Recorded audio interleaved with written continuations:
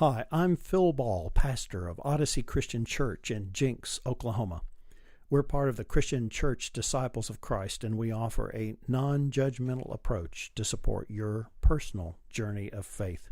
After the message, we invite you to keep listening for a presentation from our wonderful band. And if you want to experience worship live, we invite you to find out all the details at www.facebook.com/Odyssey CC. We put all this together, chose these bad girls, and I think they're interesting, but they can't be seen in isolation. There's always a bigger message in the midst of it all. And this one doesn't even have a name. She just has a relationship. And but we're looking at her because she's really important because of all the stuff that happens around her. And so as none of us live in isolation, there's just grand interaction of relationships in these stories that are so helpful and so part of that. That we're all in a relationship with the people of God, and no person is really an island. And so we focus on all those relationships as we look just at this one character. And I will tell you that where the author went is to look at individual marriage issues and some stuff like that. And that's all fine and good, but I think there's a grander and more important scheme to this whole operation. And so that's what we're going to be getting into. That's what I want us to look at as we move through this. So today's perspective includes Potiphar's wife, for sure, Joseph's history, God, some other characters that we'll get to. And so let's move on and really see if that happens. So let's start with the story. Now, Joseph was taken down to Egypt. There's some backstory to that, I'll tell you in a minute. And Potiphar, an officer of the Pharaoh, the captain of the guard, an Egyptian, bought him from the Ishmaelites who had brought him down there. So, there's a big backstory to this. It's how does he get there? What's all that about? Some of you are familiar with this, and that's, as it should be, because these are the kind of the fun stories in Genesis. But if you'll be patient with me, I'd like to kind of rehearse a piece of that, because it's really important to understand the backstory and all this. So Joseph is Jacob's son, but what's, I think, more important is he's Rachel's son. Now, go back with me just a little bit, and we go to Jacob. Remember, Jacob was the guy that put his head on a rock and saw a ladder going up to heaven, and so that they made a song about it that we could all sing at camp. That's the reason that whole thing happened, is so we could sing Jacob's Ladder at camp. And he was on a journey, and he was Henri, one of twins, and he was the mama's boy that his name was really called Grabby. That's if you translate that, where Esau is hairy, his name is Grabby, and because he came on grabbing on to the ankle of Esau as they came out because they were twins, and he spent his whole life being Grabby, and he got in trouble at home, and they sent him off to reform school with Uncle Laban, and he falls in love with Uncle Laban's daughter, who's his cousin. Bible people do this all the time. And he falls in love with Rachel. And then Uncle Laban pulls a switch on him after he works for 7 years, remember, for Rachel, and gives him Leah.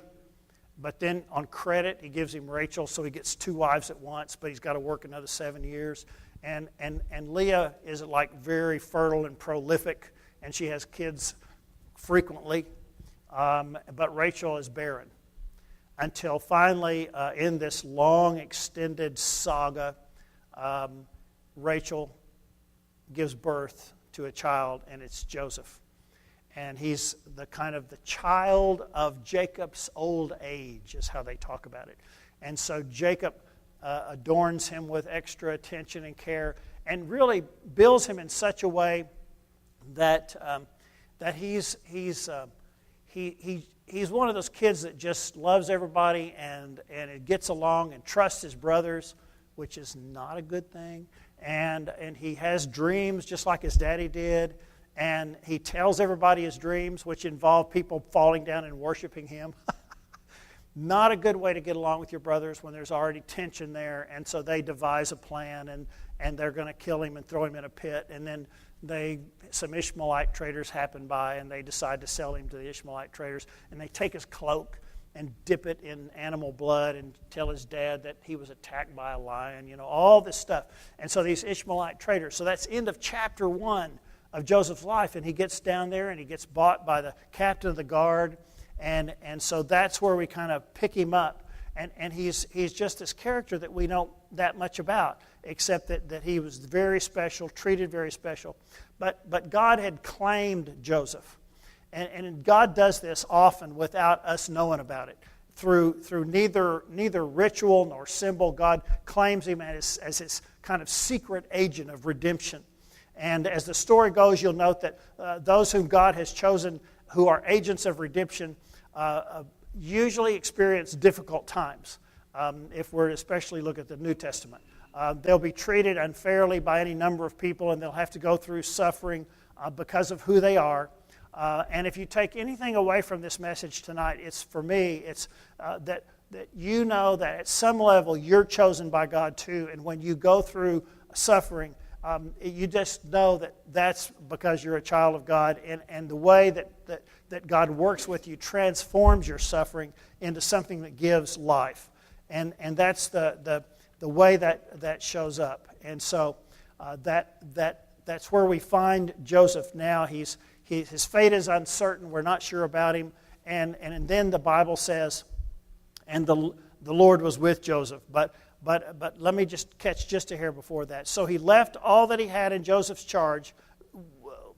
And sorry, I got ahead. The Lord is with Joseph, and he became a successful man. He was in the house of his Egyptian master. His master saw that the Lord was with him, and that Lord caused all he did to prosper in his hands. And so Joseph found favor in his sight and attended him, and he made him overseer of his house and put him in charge of all that he had.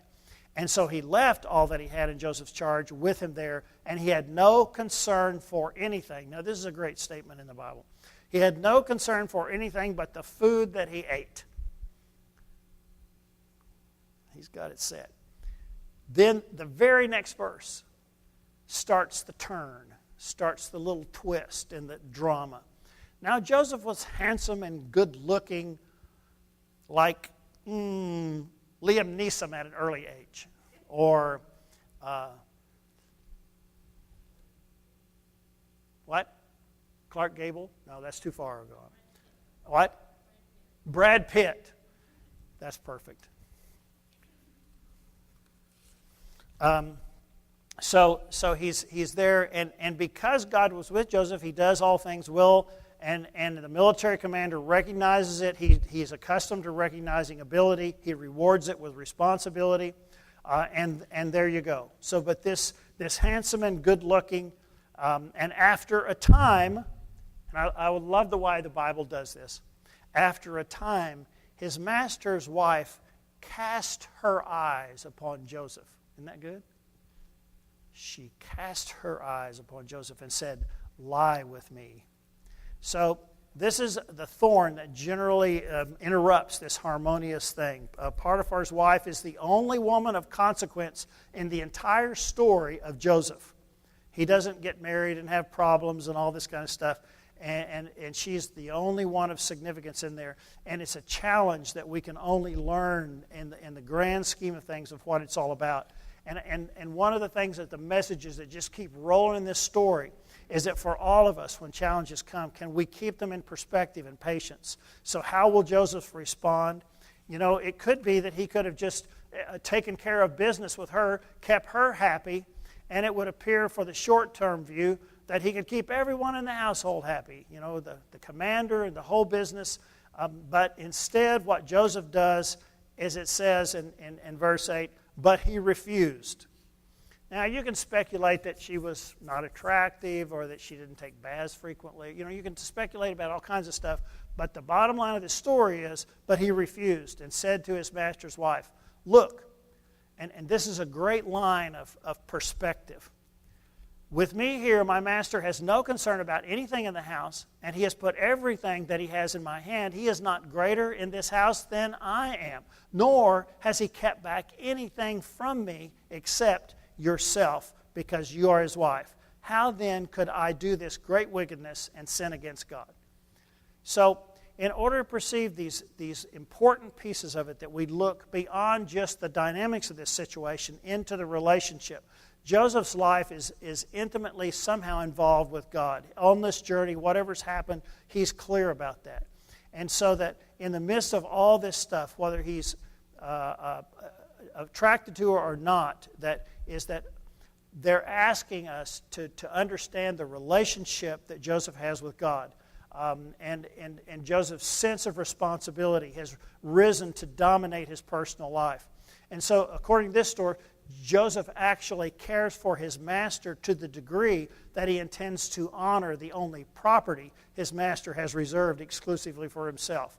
And remember, this is about 3,500 years ago, so that the wife is seen as property also. But finally, he's in this intimate relationship with God that he has perspective on things, and he's able to say, this would not be helpful, what we've got to do. Okay, so here's the rest of the story. And although she spoke to Joseph day after day, he would not consent to lie beside her or to be with her. One day, however, when he went into the house to do his work, and while no one else was in the house, she caught hold of his garment, saying, "Lie with me." But he left his garment in her hand and fled and ran outside. And then she saw that he had left his garment in her hand and fled outside. And she called out to the members of her household and said to them, "See, watch how she places blame." Remember, last week we were talking about this with Eve, how we talked about human beings are buck passers and, blame pointers. It's perfect stuff. "See, my husband has brought among us a Hebrew to insult us. He came in to me and to lie with me, so I cried out in a loud voice. And when he heard me raise my voice and cry out, he left his garment beside me and fled outside. And then she kept his garment by her until his master came home. And she told him the same story, saying, 'The Hebrew servant whom you have brought among us came into me to insult me. But as soon as I raised my voice and cried out, he left his garment beside me and fled outside.' So she holds Joseph's garment, as did his brothers." Remember, they took his cloak, and there's a double parallel in that. So those are the things that gets him a thing. And so then the story continues. "And when his master heard his words, his wife spoke to him, saying, 'This is the way your servant treated me.' He became enraged, and ends up, Joseph's master took him and put him into prison, the place where the king's prisoners were confined, and he remained there in prison." Now, he was pretty fortunate because he went to the king's prison and not other prisons. And so he goes there, and so Potiphar's wife has successfully transferred guilt for any of this event to her husband for purchasing and bringing Joseph to the house. If you hadn't bought that, we'd have been okay. But they're in prison. So then it says right after that, "But the Lord was with Joseph and showed him steadfast love, and he gave him favor in the sight of the chief jailer." Okay? So, there we go. And then we move into another phase of all of his life. It says the chief jailer committed to Joseph's care all these prisoners who were in the prison. Whatever was done there, he was done who did it. And the chief jailer paid no heed to anything because that was in Joseph's care. Because the Lord was with him, whatever he did, the Lord made it prosper. So, in this whole story as we look at it, Potiphar's wife is a piece of it. But the major role in this, and the major theme for all of us, is how God nurtures Joseph through this. And the reason I'm telling you that is not a report. I'm not interested in reporting it to you. I'm interested in you seeing that of value for your life. I'm interested in you claiming that if God can carry Joseph through all this stuff, then God can carry me through all the stuff I need to go through, okay?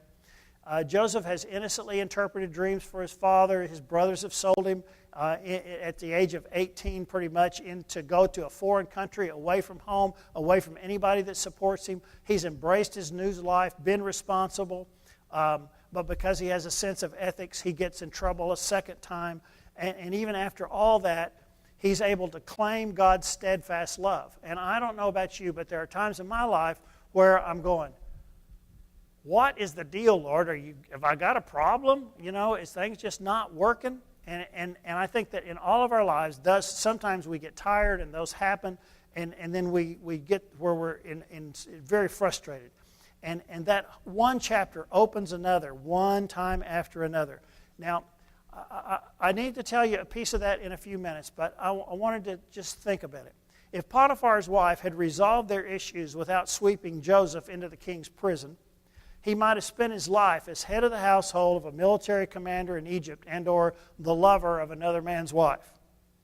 If Joseph had not been open to God's embrace through personal dreams and continued enduring patience and a strong sense of responsible care in whatever circumstance he found himself, God could not have used him as he did.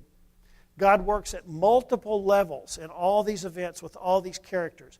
God is working at multiple levels in the events of your life and to bring about new possibility. With Joseph, his brothers, the Ishmaelite traders, Potiphar, Potiphar's wife, the chief jailer, the wine steward, the baker. Remember those stories? The wine steward and the baker get in trouble with the Pharaoh, and the Pharaoh says, "You're going to my favorite jail." And so they go down there and show up around Joseph, and then they have dreams. And Joseph says, "Oh, God tells me about what these dreams mean. They mean this and this." And so one of them got hung, and the other one got put back in his position. And I love this. These are the little twists of the stories. Joseph says to, I believe it was the wine steward, the king, I don't think liked the bread the baker did, but or he put dead crickets in it or something like around here or something. Something was bad there, and so as the wine steward left the prison to go back to work, Jacob goes, "Remember me to the king." And then the next line of the story is, 2 years later, the king, that's the way it goes. 2 years later, and they forgot him and everything, and 2 years later, the king has a dream, and the wine steward goes, "Oh, yes, I know the guy that can help you." And so Joseph comes up, and then the story goes, that Joseph says, "Well, your dream means that you're going to have 7 years of famine and 7 years of abundance, and we need to get ready for the 7 years of famine by having 7 years of abundance and making big storehouses of grain and all kinds of stuff." This story goes from chapter 39 of Genesis to chapter 50 of Genesis. This is a saga. This is longer than any miniseries that you'll ever watch. And so, sure enough, that's exactly what happens. And Egypt has grain that the whole world resonates to. And here come his brothers, because his family back in Canaan have learned that there is grain in Egypt. And they come, and Joseph recognizes them, and then he works them, if you let me use that phrase, a bit, and makes them do all kinds of obnoxious things. And he sends them back, and he puts their money back in their sacks and changes things around and makes them bring the last child Rachel gives birth to, and she dies in childbirth. His name is Benjamin. And they make him come back as payment for all this stuff. And then he introduces himself to his brothers, and they have this big family reunion and stuff. But it's like the struggles that he went through and put in power, and through the efforts and his patience, he serves as the food bank for thousands of people over a long period of time, and that God used him to do that. So that Joseph's relationship with God led him into a position of influence, gave him the power to eventually feed and save the lives of many thousands of people, including his own family, living in another territory because there was grain in Egypt. How about you? How about us? You ever seen that movie? It has some Joseph story issues in it. You know what I mean, Vern? If you start really watching it. When all human supports have failed, you've been thrown into jail unfairly, you've been removed from your community of faith, you've been removed from the land of the promise that God gave to yourself. God's presence with Joseph overcomes both the human abandonment and prison through his industry and faith. God is active within the lives of the family of promise back home, but also within those who do not confess the name of God, like an Egyptian commander of the guard. One of the things about this story that I don't pick up easily is that, God is not limited to a church or a community or a location like the Promised Land or whatever it is. God's action extends all over the place. God is working with all these people through this whole process. And there are people today who like to limit God's perspective. That's why we have open communion. Because if this is a meaningful symbol to you, then you're welcome at God's table. And there are folks who feel like they have to restrict everything. Well, the Scriptures show over and over and over again, God goes way outside the bounds of any of the official religious folks of His people. We're made aware that God works in the world not in overwhelming power, but in and through the ambiguities, the complexities, what I call the messy, conflicted, amazing relationships that we find within our lives and other lives. That's right where God's in the middle of it. It's not a pure sacredness to it. And it leaves us with this clear message. God is using each of us in God's way, in cooperation with our own lives, to bring about the redemption of the whole world. And that's why we talk about it, Odyssey. I don't come with programs to tell you to do this. I ask you, what's needed? What are you doing? You're the Christians. What are you doing? What's happening? What's your idea? What do you feel God is calling us to be and do? But through the love we show, through the choices we make, through the efforts we bring, through the consistency of our spirits, and through our remaining ever faithful and open to how God may be continually leading us in and out of the prisons we have with the choices we make, that we're led into meaning. And I give praise to God for that and ask you to look for that in your life today. Let us pray. Dear God, we come to you in thanksgiving as the one who goes beyond our understanding, as the one who goes beyond our boundaries, as the one who lifts us when we don't think anybody can lift us, one who shows us the way and keeps us company along the journey. And for that, we give you thanks. Amen. But this is called This Good Day, Fernando Ortega's song.